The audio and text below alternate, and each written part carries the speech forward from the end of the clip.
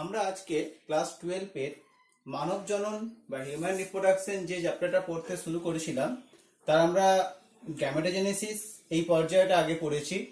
তাহলে গ্যামেটোজেনেসিসের পরের যে পর্যায় দেখতে পাওয়া যাচ্ছে সেটা হচ্ছে ফার্টিলাইজেশন বা নিষেক। আমরা দেখেছিলাম যে গ্যামেটোজেনেসিস পর্যায়ে দেখেছিলাম যে শুক্রাশয়ের সেমিনিফেরাস নালিকার মধ্যে দিয়ে শুক্রাণু উৎপন্ন হয়েছে এবং ডিম্বাশয়ের মধ্যে যে গ্রাফিয়ান ফলিকল বা পরিণত ডিম্বথলি দেখতে পাওয়া যাচ্ছে তার মধ্যে সেকেন্ডারি উসাইট তৈরি হয়েছে। আমরা মেনস্ট্রুয়াল সাইকেল পড়ার সময় দেখেছিলাম যে সেকেন্ডারি উসাইটটা মেনস্ট্রুয়াল সাইকেলের 14তম দিনে ওভিউলেশন পদ্ধতিতে বা ডিম্ব নিঃসরণ পদ্ধতিতে এই সেকেন্ডারি উসাইট ডিম্বাশয় থেকে বের হয়ে সেটি ফ্যালোপিয়ান নালীর মধ্যে প্রবেশ করছে। তাহলে এখানে আমার লেখা আছে একটা স্পার্ম এবং সেকেন্ডারি উসাইট কতদিন পর্যন্ত মোটামুটি লিভিং কন্ডিশনে থাকতে পারে। স্পার্ম যখন স্ত্রী জননতন্ত্রে প্রবেশ করছে এই প্রবেশ করা পদ্ধতি কি বলা হয়? ইনসেমিনেশন। অর্থাৎ যখন সেক্সুয়াল কপুলেশন পদ্ধতি হচ্ছে তখন এই স্পার্মটা সিমেনের মাধ্যমে সেটা কিন্তু ফিমেল রিপ্রোডাক্টিভ ট্র্যাক্ট বা স্ত্রী জননতন্ত্রে প্রবেশ করছে। এই প্রবেশ করার পর সে মোটামুটি 48 থেকে 72 আওয়ার্স পর্যন্ত লিভিং থাকতে পারে। তবে এই 48 থেকে 72 আওয়ার্স পর্যন্ত লিভিং থাকলেও তার মোটামুটি নিষেক করার ক্ষমতা খুব ভালোভাবে থাকে 24 থেকে 36 ঘন্টা পর্যন্ত। অর্থাৎ 24 থেকে 36 ঘন্টা পর্যন্ত সে কিন্তু এই লিভিং কন্ডিশনে থাকতে পারবে। তারপর কিন্তু তার লিভিং কন্ডিশনে থাকাটা অনেকটাই বন্ধ হয়ে যাচ্ছে বা তার নিষেক প্রক্রিয়া করার ক্ষমতা অনেকটাই কিন্তু বন্ধ হয়ে যাচ্ছে। আবার সেকেন্ডারি উসাইট দেখতে পাওয়া যাচ্ছে যে 24 থেকে 36 ঘন্টা পর্যন্ত সেটা এই লিভিং কন্ডিশনে থাকতে পারছে। তা মোটামুটি 15 থেকে 18 ঘন্টা পর্যন্ত এর নিষিক্ত হওয়ার মতো ক্ষমতা থাকে। তাহলে বলতে পারা যাচ্ছে যে ডিম্ব নিঃসরণে বা ওভিউলেশনে যদি 15 থেকে 18 ঘন্টার মধ্যে স্পার্ম সেই সেকেন্ডারি উসাইটের কাছে না পৌঁছায় তাহলে কিন্তু এই নিষেক প্রক্রিয়াটা সম্ভব হবে না। তার নিষেক প্রক্রিয়া সম্ভব হতে গেলে কিন্তু অনেকগুলো কন্ডিশন মেনটেন করতে হবে। এবার নিষেক প্রক্রিয়াটা হচ্ছে কোথায়, কোন জায়গাতে গিয়ে নিষেক প্রক্রিয়াটা হচ্ছে, আমি সেই জায়গার নামটা আগেও আলোচনা করেছিলাম, আবার আজকে একটু বলছি। ফ্যালোপিয়ান নালিকার মধ্যে যে অ্যাম্পুলা ও ইসমাস, এই অ্যাম্পুলা ইসমাস যে যোজক দেখতে পাওয়া যাচ্ছে মানে অ্যাম্পুলা ইসমাসের যে জাংশন, এই জাংশনে নিষেক প্রক্রিয়াটা সম্ভব হচ্ছে। অর্থাৎ আমরা এবার পরপর আলোচনা করব যে কিভাবে প্রক্রিয়াটা হচ্ছে না হচ্ছে। নিষেকের সংজ্ঞা কি বলবো? নিষেকের সংজ্ঞা হচ্ছে খুব সিম্পল, যে শারীরবৃত্তীয় প্রক্রিয়ায় এটি সক্রিয়ভাবে সচল হ্যাপ্লয়েড পুংগ্যামেট বা শুক্রাণু এবং একটি হ্যাপ্লয়েড স্ত্রী গ্যামেট বা ডিম্বাণু মিলনের মাধ্যমে জাইগোট তৈরি হচ্ছে তাকে বলা হচ্ছে নিষেক। তাহলে এবার নিষেকের আমরা পরপর স্টেজগুলো আলোচনা করব। নিষেক একটি জটিল এবং ঘটনাবহুল প্রক্রিয়া। তাহলে প্রথম প্রক্রিয়া লেখা হচ্ছে কি ফ্যালোপিয়ান নালীতে গৌণ উসাইটের অবস্থান। তাই এটা কি বললাম, যখনই ওভিউলেশন প্রক্রিয়া সম্পন্ন হলো তাহলে ওভিউলেশন প্রক্রিয়া সম্পন্ন হওয়ার সময় কি হচ্ছে, এই সেকেন্ডারি উসাইট বা গৌণ পরডিম্বাণুটি গ্রাফিয়ান ফলিকল থেকে বের হয়ে এলো। বের হয়ে আসার পর আমরা দেখেছি ফ্যালোপিয়ান নালিকার একদম প্রান্তে কিছু ফিমব্রির মতো স্ট্রাকচার দেখতে পাওয়া যায়। সেই ফিমব্রি বা আঙ্গুলের মতো স্ট্রাকচারগুলো কি হচ্ছে, সেগুলি কিন্তু ওই গৌণ উসাইটকে বা গৌণ পরডিম্বাণুকে ফ্যালোপিয়ান নালীর মধ্যে প্রবেশ করাতে সাহায্য করছে। গৌণ উসাইটটি ফ্যালোপিয়ান নালীতে প্রবেশ করার পর ফ্যালোপিয়ান নালীর মধ্যে বেশ কিছু সিলিয়া দেখতে পাওয়া যায় এবং এই সিলিয়ারি মুভমেন্টের মাধ্যমে কি দেখতে পাওয়া যাচ্ছে, এই গৌণ উসাইটটি আস্তে আস্তে জরায়ুর দিকে গমন শুরু করছে। এই গমনটা কিন্তু সিলিয়ার মাধ্যমে দেখতে পাওয়া যাচ্ছে, যেটা ফ্যালোপিয়ান নালীতে সিলিয়া অবস্থান করছে, সেই সিলিয়ার মাধ্যমে এটি আস্তে আস্তে জরায়ুর দিকে যাত্রা শুরু করলো। শুক্রাণু স্ত্রী জননতন্ত্রে প্রবেশ। তাহলে যখন সেক্সুয়াল কপুলেশন বা যৌন মিলন প্রক্রিয়া হচ্ছে তখন এই পুরুষদের যে পেনিস স্ট্রাকচার থেকে সেখান থেকে সার্ভিক্সের কাছাকাছি সিমেন্টটা রিলিজ হচ্ছে এবং এই সিমেন্টটা রিলিজ হচ্ছে, এই সিমেন্টের মধ্যে কিন্তু প্রচুর পরিমাণে স্পার্ম দেখতে পাওয়া যাচ্ছে। তবে এই সিমেনের মধ্যে যদি স্পার্মের পরিমাণ কম হয় তাহলে ফার্টিলাইজেশনের চান্স কিন্তু অনেকটাই কম দেখতে পাওয়া হচ্ছে বা কম যাচ্ছে। যেটা আমি আগেই বলেছিলাম, অলিগোস্পার্মিয়া আলোচনা করেছিলাম, অলিগোস্পার্মিয়া কন্ডিশনে কিন্তু নিষেকের সম্ভাবনা প্রায় থাকে না। এবার এই শুক্রাণুটা সিমেন্টটা যখন স্ত্রী জননতন্ত্রে গিয়ে পৌঁছালো, এরপর এই জরায়ুর সার্ভিক্স অঞ্চলে সংকোচন প্রসারণের মাধ্যমে এই সিমেন্টটি আস্তে আস্তে কোথায় গেল, জরায়ুর কাছে গিয়ে পৌঁছালো। এবং এই সময় সিমেন্টের যে কোয়াগুলেশন পদ্ধতি থাকে বা সিমেন্ট যে তঞ্চিত হয়ে থাকে সেটা কিন্তু অ্যান্টি কোয়াগুলেটিং এনজাইমের মাধ্যমে সিমেন্টটা কিন্তু তঞ্চনটা নষ্ট হলো এবং সিমেন্টটা একটা লিকুইড কন্ডিশনে এলো। সিমেন্ট লিকুইড কন্ডিশনে আসার পর তবে কিন্তু স্পার্ম তার সচলতা অবস্থায় আসার সম্ভাবনা থাকবে। তবে এখানে একটা ব্যাপার আছে, স্পার্মের ক্যাপাসিটেশন বলে একটা পদ্ধতি এখানে দেখতে পাওয়া যাচ্ছে। তার ক্যাপাসিটেশন এই পদ্ধতিটা কি সেটা আমরা আলোচনা করছি। তার আগে বলে দিই আমরা, মোটামুটি একটা শুক্রাণু 1.5 থেকে 3 মিলিমিটার পার মিনিট এইভাবে কিন্তু শুক্রাণুটার গমন করতে পারছে। শুক্রাণুর যে পুচ্ছ অংশ দেখতে পাওয়া যাচ্ছে সেই পুচ্ছ অংশের সাহায্যে শুক্রাণু কিন্তু গমন করতে পারছে। এই গমনের যে গতিবেগ সেটা 1.5 থেকে 3 মিলিমিটার পার মিনিট কোথায়, স্ত্রী জননতন্ত্রের মধ্যে এই গতিবেগ দেখতে পাওয়া যাচ্ছে। তাহলে দেখতে পাচ্ছি আমরা এখানে ক্যাপাসিটেশন যে পদ্ধতি বললাম, তাহলে ক্যাপাসিটেশন এই পদ্ধতিটা আসলে কি? যখন এই যে শুক্রাণুটা স্ত্রী জননতন্ত্রের সার্ভিক্স বা জরায়ু গাত্রীয় অংশে পৌঁছাচ্ছে, তখন শুক্রাণুর মস্তকের উপর যে অ্যাক্রোজম ক্যাপ থাকে, শুক্রাণুর মস্তকের উপর অ্যাক্রোজম ক্যাপ থাকে, আমরা আগের দিনই পড়েছি, এখানে ছবি দেখতে পাওয়া যাচ্ছে যে শুক্রাণুর মস্তকে অ্যাক্রোজম ক্যাপটা আছে। অ্যাক্রোজম ক্যাপের বাইরের দিকে বেশ কিছু পরিমাণে কোলেস্টেরল এবং গ্লাইকোপ্রোটিন সমন্বিত একটা শক্ত আবরণ থাকে। এই শক্ত আবরণটা আস্তে আস্তে স্ত্রী জননতন্ত্রের মধ্যে নষ্ট হয়ে যাচ্ছে, অর্থাৎ এটা অপসারিত হচ্ছে। এইগুলো কি অপসারণ করছে? স্ত্রী জননতন্ত্রের মধ্যে কিছু উৎসেচক এগুলোকে অপসারণ করতে সাহায্য করতে পারছে। এইগুলো অপসারণ করে দিতে পারলে তবে কিন্তু এই শুক্রাণুটা তার সচলতা ফিরে পাচ্ছে। তাহলে এখানে আরেকটা ঘটনা দেখতে পাওয়া যাচ্ছে, ক্যালসিয়াম, যে ক্যালসিয়াম আয়ন দেখতে পাওয়া যাচ্ছে, এই ক্যালসিয়াম আয়নটা শুক্রাণুর যে অ্যাক্রোজম ক্যাপটা আছে এই অ্যাক্রোজম ক্যাপটাকে ভেদ করে ক্যালসিয়াম প্রবেশ করছে, অর্থাৎ কোথায়, ওই সার্ভিক্স এবং জরায়ু সংলগ্ন অঞ্চলের মধ্যে। ক্যালসিয়ামটা স্পার্মের অ্যাক্রোজম ক্যাপ ভেদ করে প্রবেশ করার ফলে স্পার্মের সচলতা বৃদ্ধি পাচ্ছে, অর্থাৎ স্পার্ম যে গমন ক্ষমতা দেখতে পাওয়া যাচ্ছে এই গমন ক্ষমতা কিন্তু বৃদ্ধি পাচ্ছে এই ক্যালসিয়াম আয়নটার প্রবেশের মাধ্যমে। স্পার্ম মোটামুটি ক্যাপাসিটেশন পদ্ধতিটা সম্পূর্ণ করতে প্রায় 1 থেকে 2 ঘন্টা পর্যন্ত সময় লাগতে পারছে। এটাকে বলা হয় শুক্রাণুর সক্ষমতা, এটাকে ক্যাপাসিটেশন বলা হয়। কখনো কখনো এই ঘটনাটা হতে 4 থেকে 5 ঘন্টা পর্যন্ত সময় লাগতে পারে। এরপর আমরা আরেকটি পদ্ধতি আলোচনা করব যার নাম হচ্ছে অ্যাগ্লুটিনেশন।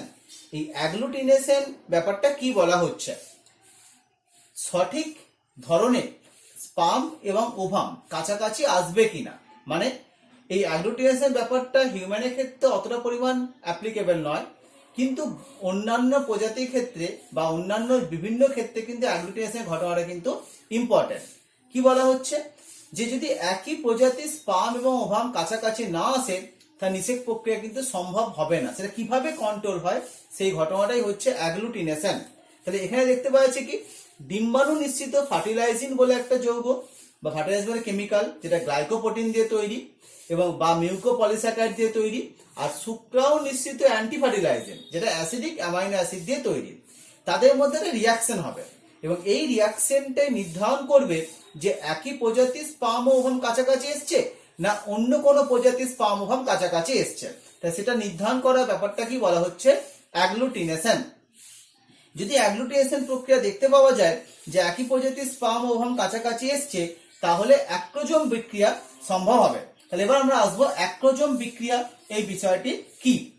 তাহলে ক্যাপাসিটেশনের মাধ্যমে সক্রিয়তা অর্জনকারী যে স্পার্ম সে আস্তে আস্তে নিজস্ব গতির দ্বারা অর্থাৎ নিজস্ব ফ্লাজেলার যে পুচ্ছ দেখতে পাওয়া যাচ্ছে সেই পুচ্ছের মুভমেন্টের মাধ্যমে সে আস্তে আস্তে জরায়ু গাত্রে প্রবেশ করলো এবং জরায়ু গাত্র থেকে সে দুদিকে কিন্তু ফ্যালোপিয়ান নালীর মধ্যে প্রবেশ করে যাচ্ছে।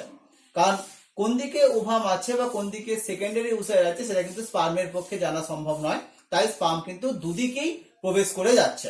এবার দুদিকে প্রবেশ করে যাওয়ার পর কি হচ্ছে, সে আস্তে আস্তে যখন সেকেন্ডারি উসাইটের কাছাকাছি গিয়ে পৌঁছালো, অর্থাৎ যেদিকে ডিম্বাশয় থেকে মেনস্ট্রুয়াল সাইকেলের মাধ্যমে সেকেন্ডারি উসাইট তৈরি হয়েছে সেদিকে যখন স্পার্ম পৌঁছালো, তখন অ্যাগ্লুটিনেশন বিক্রিয়াটার দ্বারা এটা ডিটেক্ট হয়ে গেল যে একই প্রজাতির স্পার্ম ও ওভাম কাছাকাছি গেছে। এরপর অ্যাক্রোজম বিক্রিয়া দেখতে পাওয়া যাচ্ছে। তাহলে অ্যাক্রোজম বিক্রিয়া মানে আমরা আগেই বলেছিলাম যে শুক্রাণুর মস্তকে অঞ্চলে যে ক্যাপ দেখতে পাওয়া যায়, এই ক্যাপটাকে বলা হয় অ্যাক্রোজম ক্যাপ। তাহলে এই অ্যাক্রোজম ক্যাপ এর মধ্যে যে সকল উৎসেচক থাকে তার একত্রে নাম দেওয়া হয় স্পার্ম লাইসিন। কি বললাম, অ্যাক্রোজম ক্যাপের মধ্যে যে সকল উৎসেচক থাকে তার একত্রে নাম দেওয়া হচ্ছে স্পার্ম লাইসিন। তাহলে স্পার্ম লাইসিনের মধ্যে কি কি উৎসেচক দেখতে পাওয়া যায়, আমি কিছু নাম লিখেছি, আরো কিছু নাম বলছি। যেমন হায়ালিউরোনিডেজ বলে একটি উৎসেচক দেখতে পাওয়া যায়, জোনালাইসিন দেখতে পাওয়া যায়, বা নিউরামিনিডেজ বলে একটি উৎসেচকও দেখতে পাওয়া যায়। তাহলে কি বললাম, হায়ালিউরোনিডেজ আর জোনালাইসিন এই দুটো লেখা আছে, এর সঙ্গে আমি আরেকটা লিখে দিচ্ছি, তার নাম হচ্ছে নিউরামিনিডেজ। নিউরামিনিডেজ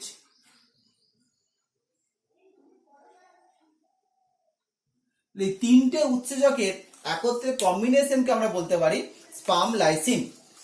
তাহলে এই পদ্ধতিতে কি হয়, যখন অনেকগুলো শুক্রাণু এই ডিম্বাণু বা সেকেন্ডারি উসাইটের চারপাশে যেটা আছে করোনার রেডিয়াটা অঞ্চল, সেই করোনার রেডিয়াটা অঞ্চলে কাছাকাছি পৌঁছালো, এখানে প্রায় 500 থেকে 1000টা শুক্রাণু একসঙ্গে পৌঁছায়, তখন এই শুক্রাণুগুলো থেকে হায়ালিউরোনিডেজ বলে একটি উৎসেচক খরিত হয়, যেটা অ্যাক্রোজম ক্যাপ থেকে নির্গত হচ্ছে। এই হায়ালিউরোনিডেজ নামক উৎসেচকটি করোনা রেডিয়াটা যেটা উপাদান হায়ালিউরোনিক অ্যাসিড তাকে নষ্ট করে, এবং নষ্ট করার মাধ্যমে এই শুক্রাণুগুলো করোনা রেডিয়াটা স্তরটাকে ভেদ করার চেষ্টা করে। এখানে বলা রাখা দরকার, অনেকগুলো শুক্রাণুই কিন্তু করোনা রেডিয়াটা স্তরকে ভেদ করতে পারছে। তাহলে এই স্তরের ভিতরে কি লেয়ার আছে, জোনা পেলুসিটা। তাহলে এরপর ওই শুক্রাণু জোনা পেলুসিটার মধ্যে একটা গ্রাহক দেখতে পাওয়া যায় যার নাম হচ্ছে ZP3। জোনা পেলুসিটার বেশ কিছু গ্রাহক দেখতে পাওয়া যায়, ZP1, ZP2, ZP3। তাহলে ZP3 গ্রাহকের দ্বারা ওই শুক্রাণুটা জোনা পেলুসিটার গায়েতে আবদ্ধ হয়, অর্থাৎ এটা এক প্রকার শুক্রাণু রিসেপ্টর বলতে পারা যায়। এই জোনা পেলুসিটার যে ZP3 রিসেপ্টর সেটা এক প্রকার মিউকোপ্রোটিন, এবং মিউকোপ্রোটিনের দ্বারা ওই স্পার্ম ওভামের কাছাকাছি ওই স্পার্ম জোনা পেলুসিটার গায়েতে গিয়ে আবদ্ধ হলো। যখনই আবদ্ধ হলো তখনই ওই স্পার্মের অ্যাক্রোজম ক্যাপ থেকে জোনালাইসিন বা অ্যাক্টোসিন বলে উৎসেচকটা নির্গত হচ্ছে, যে উৎসেচকটা ওই জোনা পেলুসিডা স্তরকে আস্তে আস্তে ডিগ্রেড করবে বা নষ্ট করবে। তাহলে জোনা পেলুসিডা স্তরের একটা নির্দিষ্ট অংশ বিশেষ পাচিত হচ্ছে, যখনই জোনা পেলুসিডা স্তরের একটা অংশ বিশেষ পাচিত হচ্ছে তখন শুক্রাণু জোনা পেলুসিডা এবং জোনা পেলুসিডা ভেতরে দেখতে পাওয়া যাচ্ছে পেরিভাইটালাইন স্পেস, সেই স্পেসে পৌঁছাচ্ছে। তার শুক্রাণু মস্তক অংশটা এখানে ছবি দেখানো হয়েছে, যে এটা বাইরেরটা যেটা নীল অঞ্চল সেটা করোনার এরিয়াটা, তার ভেতরে কালোটা জোনা পেলুসিডা, এবং তার ভেতরে লালটা হচ্ছে ভাইটাইন পর্দা দেখিয়েছি, কিন্তু প্রথমে এটা কিন্তু ভাইটাইন পর্দা থাকে না। তাহলে এই দুটোর মাঝের গ্যাপটা হচ্ছে কি বললাম, পেরিভাইটালাইন স্পেস, অর্থাৎ কালো আর নীল লালের মাঝে যে অংশ তাকে বলা পেরিভাইটালাইন স্পেস। তা শুক্রাণু মস্তকটা এখানে পৌঁছেছে, এই পেরিভাইটালাইন স্পেসে পৌঁছাবার সময় একটা কোণের মতো স্ট্রাকচার তৈরি হয়, যে কোণটাকে বলা হচ্ছে ফার্টিলাইজেশন কোণ। তাহলে এই ফার্টিলাইজেশন কোণের মাধ্যমে কি হচ্ছে, শুক্রাণু মস্তকটা ডিম্বাণুর এই সেকেন্ডারি উসাইটের যে মেমব্রেন সেই মেমব্রেনে গিয়ে পৌঁছাচ্ছে। এখানে যদিও ভাইটালাইন পর্দা লেখা আছে কিন্তু এটা একটু পরের দিকে সৃষ্টি হচ্ছে। এখন এই সেকেন্ডারি উসাইটের যে মেমব্রেন এই মেমব্রেনের সাথে গিয়ে অ্যাটাচ হচ্ছে। এরপর ওই সেকেন্ডারি উসাইটের মেমব্রেনটাকে ভেদ করে ওই শুক্রাণুর মস্তক অংশটা এরপর সেকেন্ডারি উসাইটে সাইটোপ্লাজমে প্রবেশ করে যাচ্ছে। যখনই সেকেন্ডারি উসাইটে সাইটোপ্লাজমে এই প্রবেশটা করছে তখনই কিন্তু এই সেকেন্ডারি উসাইটের যে মিওটিক বিভাজনটা বন্ধ হয়ে পড়েছিল, সেই মেটাফেজ 2 দশায় বন্ধ হয়ে পড়েছিল, সেই বিভাজনটা তখন আবার স্টার্ট হবে। আমি সেটা পরের দিকে আসছি। তার আগে একটা ঘটনা ঘটে, সেটা হচ্ছে কর্টিক্যাল বিক্রিয়া। এই কর্টিক্যাল বিক্রিয়া ঘটার প্রধান কারণটা কি, বা কর্টিক্যাল বিক্রিয়া কেন হচ্ছে? এই কর্টিক্যাল বিক্রিয়া ঘটার প্রধান কারণটা হচ্ছে পলিস্পার্মি রোধ করা। অর্থাৎ পলিস্পার্মি মানে কি, আর মনোস্পার্মি মানে কি? মানুষের ক্ষেত্রে দেখতে পাওয়া যায় একটি মাত্র স্পার্ম সেকেন্ডারি ওসাইট বা ওভামের কাছ পর্যন্ত পৌঁছাতে পারে, একাধিক স্পার্ম পৌঁছাতে পারে না। এই একাধিক স্পার্ম যাতে পৌঁছাতে না পারে সেই ব্যাপারটাকে রোধ করাই হচ্ছে পলিস্পার্মি। পলি মানে একাধিক, মানে একাধিক স্পার্ম যদি প্রবেশ করে যায় তাকে বলে পলিস্পার্মি। কিন্তু মানুষের ক্ষেত্রে মনোস্পার্মি হচ্ছে, অর্থাৎ একটাই মাত্র স্পার্ম সেই সেকেন্ডারি ওসাইটের নিউক্লিয়াসের কাছাকাছি পর্যন্ত যাবে এবং নিষেক প্রক্রিয়া সম্পন্ন করবে। তাহলে যখন ফার্টিলাইজেশন কোণ সম্পূর্ণ হয়ে গেল, তখন ওই সেকেন্ডারি ওসাইটের মেমব্রেন তার Na+ চ্যানেলটা উন্মুক্ত হলো। তাহলে সেকেন্ডারি ওসাইটের মেমব্রেনে যখনই Na+ চ্যানেলটা উন্মুক্ত হচ্ছে, তখনই কি হচ্ছে, ভাইটালাইন পর্দা ডিপোলারাইজেশন ঘটছে। অর্থাৎ এই Na+ চ্যানেল উন্মুক্ত হওয়ার সঙ্গে সঙ্গে কি হচ্ছে বললাম, ভাইটালাইন পর্দা ডিপোলারাইজেশন হচ্ছে। এখানে বারবার বলছি ভাইটালাইন পর্দা মানে কি, এই সময়তেই মিওসিস 2টা সম্পূর্ণ হয়ে যাবে। মিওসিস 2 সম্পূর্ণ হয়ে, যেমন হ্যাঁ ছবি দেখানো দেখতে পাচ্ছ, এটা একটা সেকেন্ডারি ওসাইট। এই যে ভেতরের যে গঠন দেখানো হয়েছে, এটা একটা হচ্ছে সেকেন্ডারি ওসাইট।